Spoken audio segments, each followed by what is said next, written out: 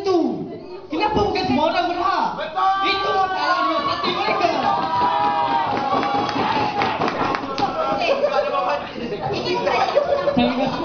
Saya rasa persoalan tidak terjawab sebenarnya. Banyak persoalan tak terjawab. Okey, soal diskriminasi yang cuba disampaikan oleh saudara Al-Faruq adalah daripada Maaf, aku lorong ke Pandi, bukan nama saya ya.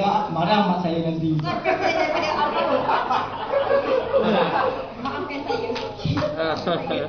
So, saya di sini mengatakan di mana diskriminasi itu tidak penting, saudara. Orang ramai. Dia tidak dipandang rendah diskriminasi itu. Mereka memandang enteng diskriminasi. Ini tidak patut ada pada ahli politik kita sebenarnya.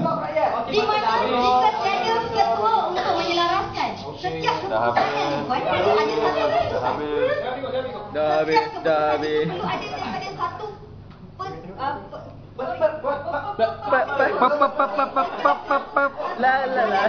setiap kumpulan itu perlulah ada satu keputusan di mana itulah keputusan yang dimaksudkan bahagian ekonomi itu akan jaga.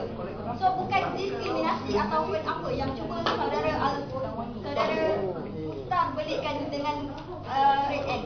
Terima kasih. Tak ada fakta.